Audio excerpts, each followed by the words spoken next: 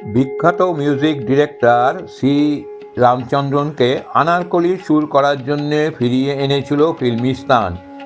বীণা রায়, প্রদীপ কুমারকে সামনে রেখে মোগল জামানার কস্টিউম ড্রামা, তাই মিউজিক্যাল, ফলে ছবিতে অনেক গান, প্রায় 2 ডজন।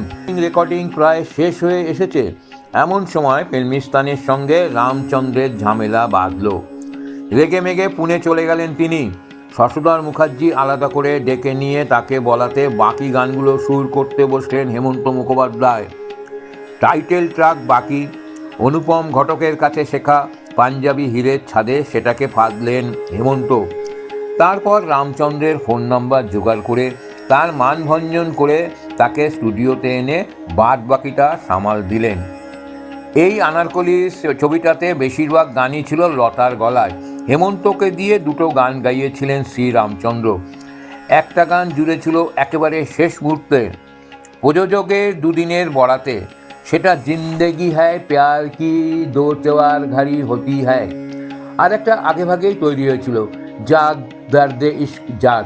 পুরো দস্তুর রাগেশ্রী বাধা বন্দিশের ছাদ। তানপুরা ছাড়তে ছাড়তে গাইছেন এক ওস্তাদ। কে বলবে হেমন্ত কালোয়াতি গান জানতেন না? যেটুকু জানতেন সেটুকু কিভাবে সাধারণ শ্রোতার কানে আর মুখে তুলে দেওয়া যায় সেটা তার মতো কেউ জানতেন না।